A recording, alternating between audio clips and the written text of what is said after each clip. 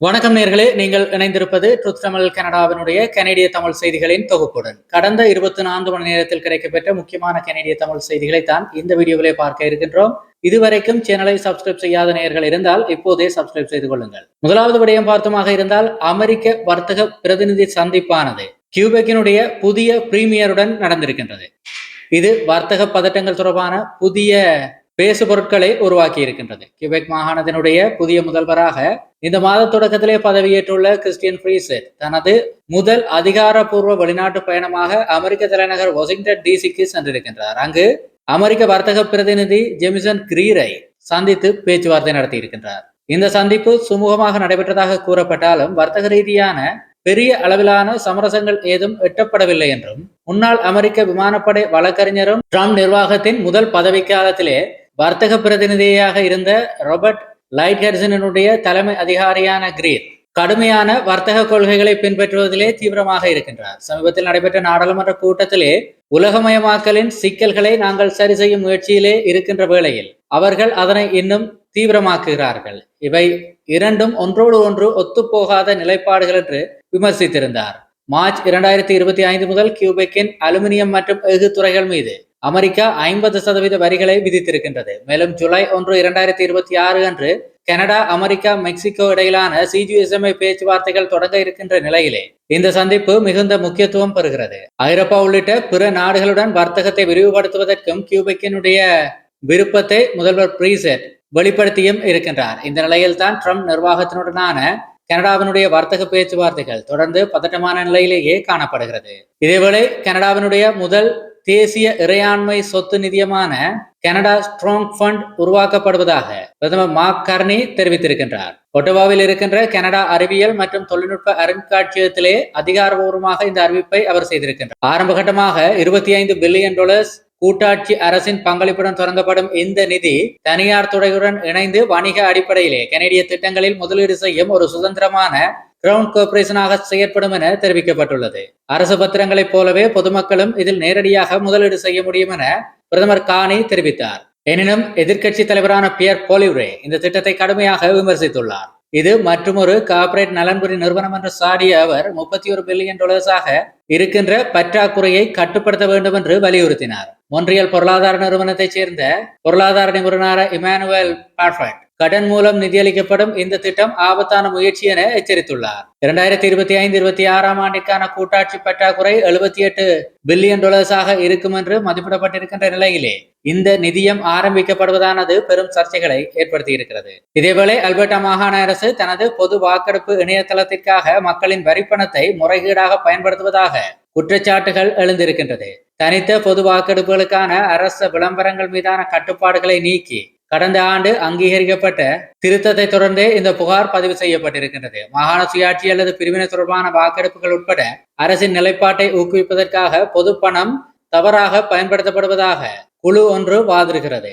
இணையதள செலவுகளுக்காக குறிப்பிட்ட டாலர்ஸ் தொகைகள் ஆரம்ப அறிக்கைகளிலே பயன்படுத்தப்பட்டிருப்பது வெளியிடப்படவில்லை. யூடியூப் வீடியோக்கள் போன்ற வெளிப்புற தாக்கங்கள் குறித்து தங்களுக்கு எவ்வித கவலையும் இல்லை என அல்பர்டா பிரிவினைவாத தலைவர்கள் பதிலளித்திருக்கிறார்கள். இது தொடர்பான சட்ட ரீதியான முடிவுகள் இன்னும் எட்டப்படவில்லை. இதேவேளை குழந்தைகளின் பாதுகாப்பை கருத்தில் கொண்டு குழந்தைகளுக்கான சமூக ஊடகங்களுக்கு தடை விதிக்கும் கனடாவின் முதல் மாகாணமாக மனிடோபா மாற இருக்கின்றது. இதற்கான திட்டங்களை மனிடோபா முதல்வர் பாப் கினியோ அதிகாரப்பூர்வமாக அறிவித்திருக்கின்றார். இணையவழி தீங்குகளிலிருந்து இளைஞர்களை பாதுகாப்பதே இதன் முக்கிய நோக்கமாக அவர் தெரிவித்திருக்கின்றார். இதேவேளை அமெரிக்கா மற்றும் ஈரான் ஆகிய நாடுகளுக்கு இடையிலான மோதல் மற்றும் பிற உலகளாவிய காரணிகளால் எரிபொருள் விலைகள் கடுமையாக உயர்ந்திருக்கின்ற நிலையிலே கனேடிய மக்களுக்கு நிவாரணம் வழங்கும் நோக்கிலே 2026 ஆண்டின் எஞ்சியுள்ள மாதங்களுக்கு அனைத்து கூட்டாட்சி எரிபொருள் வரிகளையும் உடனடியாக ரத்து செய்ய வேண்டும் என பழமைவாத கட்சி தலைவர் பியர் போலிவ்ரே கோரிக்கை விடுத்திருக்கின்றார். கார்னி தலைமையிலான அரசாங்கத்தின் பொருளாதார கொள்கைகள் மீது முன்வைக்கப்படுகின்ற பரந்த விமர்சனங்களின் ஒரு பகுதியாகவே இந்த கோரிக்கை அமைந்திருக்கின்றது. இது குறித்து அரசாங்கம் உடனடியாக எந்த பதிலும் கொடுக்கவில்லை. இதேவேளை முன்னாள் பழமைவாத கட்சி தலைவரான எரின் ஒடூல் வர்த்தக பங்காளிகளாக அமெரிக்காவிற்கு மாற்றாக சீனாவை கருத முடியாது என திட்டவட்டமாக தெரிவித்துள்ளார். மின்சார வாகன ஒப்பந்தங்கள் மற்றும் சீன கொள்கைகள் தொடர்பான பிரதமர் கார்னியினுடைய சில முடிவுகளுடன் தான் உடன்படவில்லை என்றும் அவர் வெளிப்படையாக கூறியிருக்கின்றார். பீஜிங்குடனான நடவடிக்கைகளில் கனடா மிகவும் எச்சரிக்கையுடன் செயல்பட வேண்டும் என்றும் அவர் அரசாங்கத்திற்கு அறிவுறுத்தியிருக்கின்றார். இதேவேளை ஒன்டாரியோ மாகாண சட்டமன்ற கூட்டத்தொடரின் போது தனிப்பட்ட முறையிலே சிலரை அவமதிக்கும் வகையில் கருத்துக்களை தெரிவித்ததற்காக முதல்வர் டக்ஃபோர்ட் பகிரங்கமாக மன்னிப்பு கோரியிருக்கின்றார். லிபரல் கட்சி சட்டமன்ற உறுப்பினர்கள் கொடுத்த புகார்களின் அடிப்படையில் இந்த சம்பவம் வெளிச்சத்திற்கு வந்திருக்கின்றது. இந்த நிகழ்வு குயின்ஸ் பார்க்கிலே ஆளும் மற்றும் எதிர்க்கட்சிகளுக்கு இடையிலே நிலவுகின்ற தொடர்ச்சியான அரசியல் பதட்டங்களை அப்பட்டமாக காட்டுகிறது. அவர் பயன்படுத்திய வார்த்தைகள் மற்றும் அதன் பின்னணி குறித்த முழுமையான விவரங்கள் இன்னும் வெளியாகவில்லை. இதேவேளை நேயர்களே, நாடாளுமன்ற குழுக்களின் முழுமையான கட்டுப்பாட்டை கைப்பற்றும் நடவடிக்கைகளில் லிபரல் நாடாளுமன்ற உறுப்பினர்கள் இறங்கியிருக்கிறார்கள்.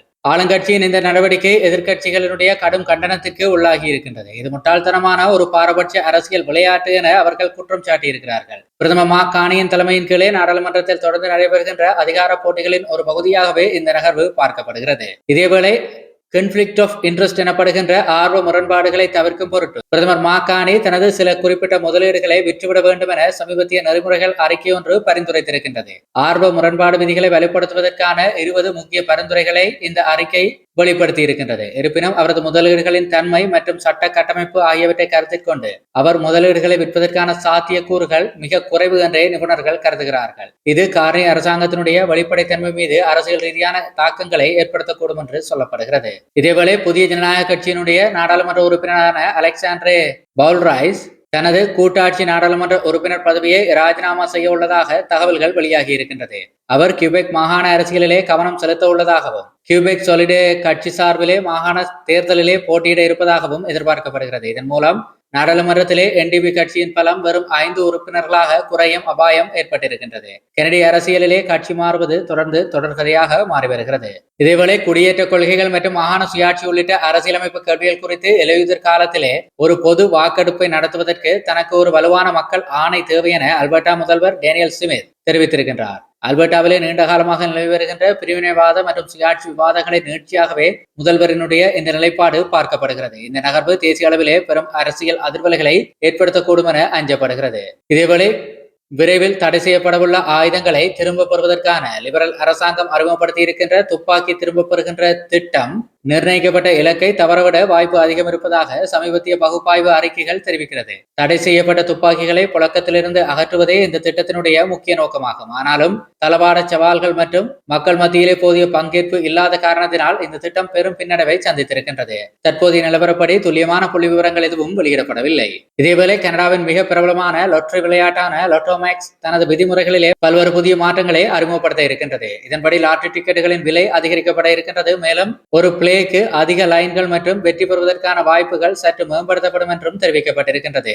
இந்த விளையாட்டை நவீனப்படுத்துவதற்கும் பரிசு தொகைகளை கணிசமாக உயர்த்துவதற்கும் இந்த மாற்றங்கள் கொண்டுவரப்படுகிறதாக தெரிவிக்கப்பட்டிருக்கின்றது. புதிய விலைகள் குறித்த துல்லியமான விவரங்கள் மற்றும் அதிகாரப்பூர்வ வெளியீட்டு தேதி இன்னும் அறிவிக்கப்படவில்லை. இதேவேளை கனடாவில் யூதர்களுக்கு எதிரான வெறுப்புணர்வு குற்றங்களின் எண்ணிக்கை முன்னெப்போதும் இல்லாத அளவிலே அதிகரித்திருப்பதாக புதிய அதிர்ச்சியூட்டும் அறிக்கை ஒன்று தெரிவித்திருக்கின்றது. 2024 ஆண்டில் 6219 இருந்த இக்குற்றங்களின் எண்ணிக்கை 2025 ஆண்டிலே 6800 உயர்ந்திருக்கின்றது. இது 1982 ஆண்டு கண்காணிப்பு தொடங்கியதிலிருந்து பதிவு செய்யப்பட்ட மிக உயர்ந்த ஒரு அளவாக சொல்லப்படுகிறது. மார்ச் மாதத்தில் ஒன்டாரியோவினுடைய ட்ரோன்ஹில்லிலே இருக்கின்ற பெத் ஆபிரகாம் ஜூத வழிபாட்டு தலம் மீது நடத்தப்பட்ட துப்பாக்கி சூடு, அதே போல பள்ளிக்கூடங்களிலே நாசிச குறியீடுகள் வரையப்பட்டது, மொன்றியல் பூங்காவிலே குழந்தைகளின் முன்னிலையிலே ஒரு ஜூத நபர் கடுமையாக தாக்கப்பட்டது மற்றும் ஆஸ்விட்ஸ் வதை முகாமை குறிப்பிட்டு விடுக்கப்பட்ட கொலை மிரட்டல்கள் என பல கொடூரமான சம்பவங்கள் இந்த அறிக்கையிலே ஆவணப்படுத்தப்பட்டிருக்கின்றது. இதேவேளை டொரண்டோ பகுதியில் இருக்கின்ற ஒரு ஜூத மையத்துக்குள் மர்ம நபர்கள் சிலர் பலவந்தமாக நுழைய முயற்சித்த சம்பவம் குறித்தும் அதனுடன் தொடர்புடைய தாக்குதல் சம்பவம் குறித்தும் காவல்துறையினர் தீவிர விசாரணைகளை மேற்கொண்டு வருகிறார்கள். இதேவேளை ஸ்கேர்பரோ பகுதியில் நடந்த துப்பாக்கிச்சூட்டு சம்பவம் தொடர்பாக 3 பேர் மீது காவல்துறையினர் அதிகாரப்பூர்வமாக குற்றச்சாட்டுகளை பதிவு செய்திருக்கிறார்கள். இது ஒருபுறம் இருக்க, டொரண்டோவின் வெஸ்ட் எண்ட் பகுதியிலே மர்ம நபர்களால் ஒரு நபர் சுட்டுக் கொல்லப்பட்டிருக்கின்றார். இந்த 20 சம்பவங்களும் குறிப்பிட்ட நபர்களை குறிவைத்து டார்கெட்டட் இன்சிடென்ட்ஸாகவோ அல்லது ஒரு கேங் இன்சிடென்டாகவோ நடந்திருக்கலாம் என்று போலீசார் தெரிவித்திருக்கிறார். விசாரணையின் நலன் கருதி சந்தேக நபர்கள் அல்லது பலியானவர்களின் பெயர், வயது மற்றும் விவரங்கள் இதுவரை வெளியிடப்படவில்லை. இதேவேளை ஹாமில்டன் நகரிலே டவுன் பகுதியிலே இருக்கின்ற வணிக வளாகம் ஒன்றிலே நடத்தப்பட்ட கொடூரமான துப்பாக்கிச்சூட்டு தாக்குதல் சம்பவம் ஒன்றிலே 16 வயதான சிறுவன் ஒருவன் உயிரிழந்திருக்கின்றான். இது ஒரு திட்டமிடப்பட்ட இலக்கு வைக்கப்பட்ட தாக்குதல் என்று சொல்லி ஹாமில்டன் காவல்துறை கருதுகிறது.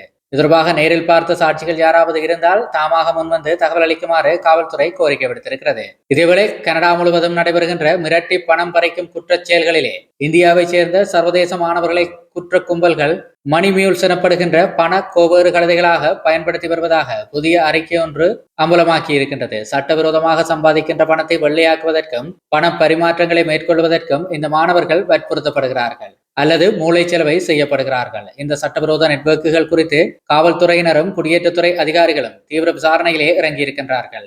இதில் தேசிய பாதுகாப்பு மற்றும் மாணவர்களின் எதிர்காலம் குறித்த மிகப்பெரிய ஆபத்து ஒன்று உள்ளடங்கி இருப்பது நிச்சயமாக அனைவரும் உற்றுநோக்க வேண்டிய ஒரு விடயமாக இருக்கின்றது. இதேபோல வன்கூவர் நகரில் நடந்த கொடூரமான கத்திக்குத்து தாக்குதல் சம்பவத்திலே ஒரு நபர் ஒருவர் உயிரிழந்திருக்கின்றார். இது 2026 ஆண்டிலே வன்கூவரிலே நடந்த 3வது கொலை சம்பவமாக பதிவாகி இருக்கின்றது. வன்கூவர் காவல்துறையினர் இது குறித்து தீவிரமாக விசாரித்து வருகிறார்கள். இதேபோல மொன்றியல் நோர்த் பகுதியிலே இருக்கின்ற வீடு ஒன்றிற்குள்ளே நபர் ஒருவர் கத்தியால் குத்தப்பட்ட சம்பவம் தொடர்பாக ஒரு பெண்ணை மொன்றியல் காவல்துறை கைது செய்திருக்கின்றது. இதனிடையே கடந்த ஞாயிற்றுக்கிழமை மதியம் மவுண்ட் ராயல் பூங்காவுக்கு அருகிலே நடந்த மற்றொரு கத்திக்குத்து தாக்குதலிலே ஒரு நபர் கொல்லப்பட்டிருந்ததும் குறிப்பிடத்தக்கது.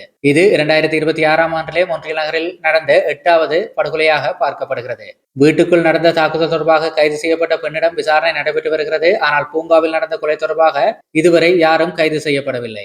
குற்றச்சாட்டுகள் குறித்த முழுமையான தகவல்கள் இதுவரை வெளியாகவில்லை. இதேவேளை கியூபெக்கை சேர்ந்த 57 வயதான குதிரையேற்ற பயிற்சியாளரான பிரான்சிஸ் பெர்கர் மீது பல பாலியல் வன்கொடுமை மற்றும் பாலியல் சுரண்டல் குற்றச்சாட்டுகள் பதிவு செய்யப்பட்டிருக்கின்றது. மொன்றியல் நீதிமன்றத்திலே நடைபெற்று வருகின்ற இந்த வழக்கின் விசாரணையின் போது இந்த வழக்கில் தொடர்புடைய இளம் பெண் ஒருவருடன் நிர்வாண புகைப்படங்களை பரிமாறிக்கொண்டதை அவர் பகிரங்கமாக ஒப்புக்கொண்டார். விளையாட்டுத் துறையிலே பெரும் அதிர்வலைகளை ஏற்படுத்தி இருக்கின்ற இந்த வழக்கிலே தீர்ப்பு இன்னும் வழங்கப்படவில்லை. தொடர்ந்து விசாரணை நடைபெற்று வருகிறது.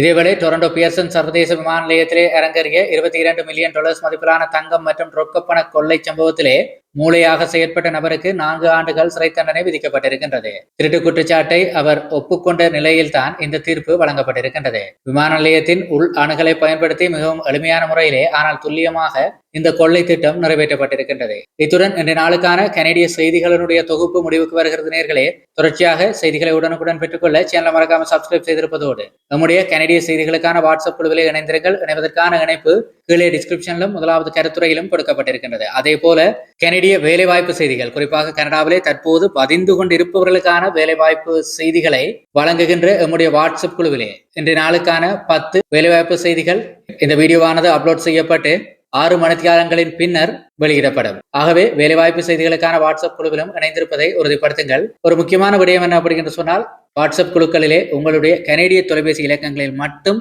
இணைந்து கொள்ளுங்கள். ஏனைய நாட்டு தொலைபேசி இலக்கங்கள் ஒருபோதும் இணைத்துக் கொள்ளப்பட மாட்டாது. அது உங்களுடைய தனி உரிமையை பாதுகாப்பதற்காக மட்டும்தான். மீண்டும் ஒரு வீடியோவுடன் சந்திப்போம். நன்றி.